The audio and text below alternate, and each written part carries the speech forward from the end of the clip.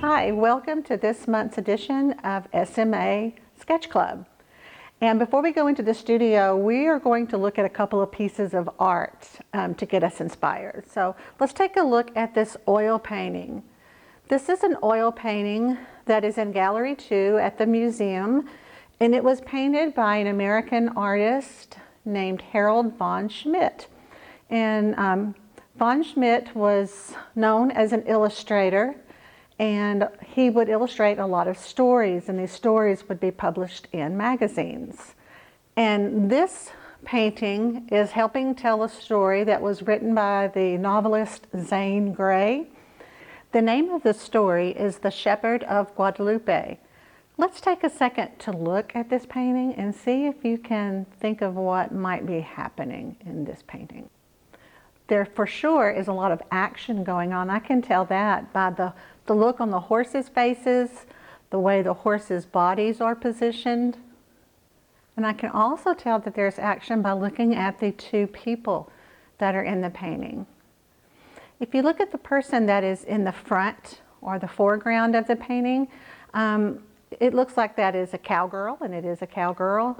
In the story, her name was Virginia, and she is riding her horse, and she's using her hat to help her herd these horses. She's using her horse and her hat, and it looks like she has some help from someone more to the background. I think his name in the story was Clifton or Cliff, and he has something in his hand that he's using. We don't see the entire object, but it looks like it's giving the impression to me of like a circle, so that's probably a rope or a lasso. And he's helping Virginia herd these horses. Looks like it would be an interesting story. I'm going to have to look it up and read that story. What are some other things that cowboys and cowgirls use to help them do their job? Well, everything that we see or that they use and we see in this painting really has a purpose. So we're going to talk about that today, and then we're going to use that, and it's going to help us do our artwork in the studio. Now, this painting was done almost 100 years ago, but cowboys today still use some of the same equipment to do their jobs. So let's leave this painting for now, and let's go look at something more contemporary or more modern. Now we're in Gallery 3 of the museum, and we're looking at a wonderful photograph by the photographer Don Russell. And this photograph was taken about 8 years ago, so much more modern than the painting that we were looking at a little while ago. But we see that this is a photograph of a cowboy. And the title of the photograph is the name of the cowboy, which is Deontay Thornton, Bull Rider, Tulsa, Oklahoma. And when we look at this photograph, we're seeing almost the front view of this man, which is a little bit different than the view that we saw in the last painting. When we think back to the woman in the painting, we saw kind of 3/4 of her face, not a complete frontal view or profile, but we're seeing more of his face, and he's obviously standing. He's not on a horse, but we can tell by what he's wearing and what he's holding that he definitely is a cowboy.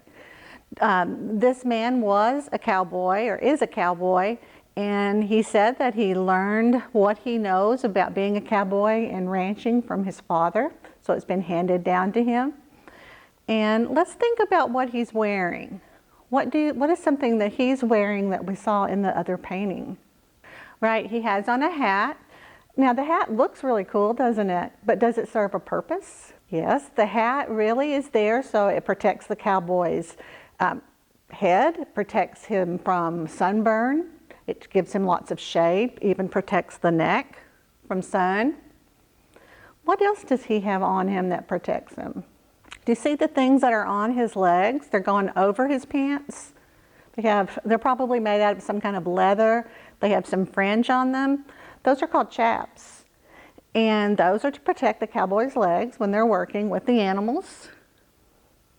And even the boots protect the cowboy.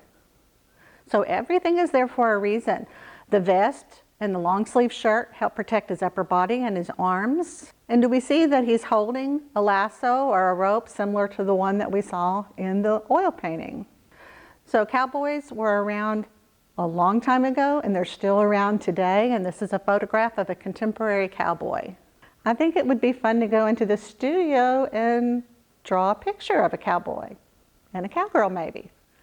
So let's do that. I'll meet you in the studio. So what did you think about those two pieces of art?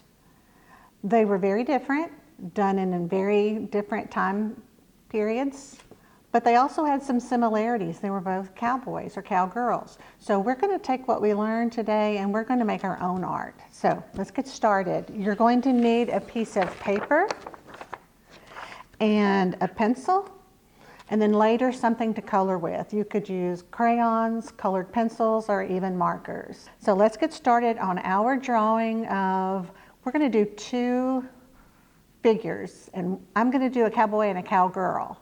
So let's get going.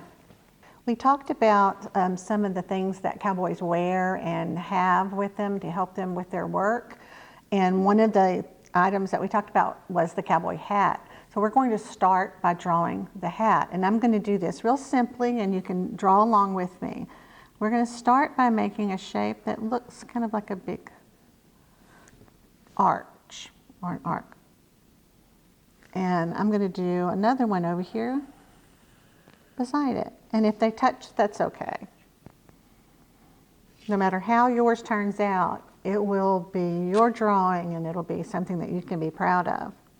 So this is going to be the brim of the hat. So I'm going to come back and make another line there. And another line there. Now we're going to draw the tops of the hats. So I'm going to come back over to this hat. And to help me, I'm going to think of the letter M. But sometimes when I make my M's, I make the tops very pointed. But these I'm going to make rounded. So I'm going to kind of make it like that. Can you see the M? And then I'll do the same thing over here. Well, it's looking more like a cowboy hat. Now, cowboy hats sometimes have bands around them. So we're going to draw a slightly curved line there and a slightly curved line here. So each of the hats has a band now. Okay, on this hat, I'm going to put some circles, and later when I color these, I think I'll color these a bluish green to represent turquoise. I love turquoise stones, turquoise jewelry. And I'm going to do this one different. I'm going to draw some little zigzags just to divide that space up and add some more colors. All right, now we're going to draw their faces. And we're drawing our figures facing front, like the photograph that we saw. So to do that, we're just going to come and draw kind of a U-shaped. So far, so good. Now, while I'm here, I'm going to draw some little lines like that. And can you tell what that is? Then I'm going to add a curved line to be the collar of their shirt.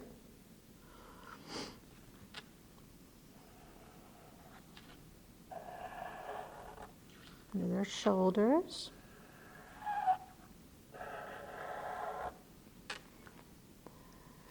Now, we talked about that sometimes cowboys will wear a bandana around their necks, and they can pull that up over their mouth to protect their mouths and their noses from the dust. So we're going to draw two triangular shapes to be the tie of the bandana. And the bandana is kind of coming off the page, but we can see part of it right there. So this would be the bandana and this would be his shirt. Now, let's go back to the faces and let's start putting some facial features in. Let's say our cowboy has his hat pulled down really low, so it's almost covering the top part of his eyes. So We could do that, and then we could draw the eyes in. You could color those in partway if you wanted to, or you could wait and do that later. And I'm going to make a simple nose, kind of the shape of a J. Let's go over and work on her eyes. Now her hat's not quite as low on her face, so maybe we can see her eyebrows and her whole eyes. And she needs a nose too. So what's left? Their mouths, right. So let's go back to him. I'm going to draw a straight line. That's where the top lip and the bottom lip come together. Then draw a line at the bottom for the lower lip, and then a line at the top for the top lip. And same thing over here. A line where the lips come together. A line at the bottom for a lower lip, and a line at the top for an upper lip. Okay, while we're here with her, let's put her some hair, and she's going to have curly hair. You could do your hair differently if you wanted to, of course. Can't see her ears because her hair is covering her ears. Our cowboy is going to have his ears showing. So here are his ears. And maybe we can see a little bit of fold in the ear. And then he has some short hair. I think we have a cowboy and a cowgirl. If you wanted to, you could add a background. You could put them standing in front of some big mountains in the back, or maybe a field, a grassy field, or maybe there's a house behind them. That's totally up to you. I want to show you one that I drew earlier and colored. And you can see it's a lot like the one that we did together today. I colored mine with a solid color background, and I chose to put my main emphasis on different colors within the figures themselves. So I had a lot of fun choosing which colors would go where. I hope you had a good time today drawing with me and going into the galleries and looking at some of the art that we have here at the Stark Museum. We will see you again another month for another activity. And until then, bye-bye.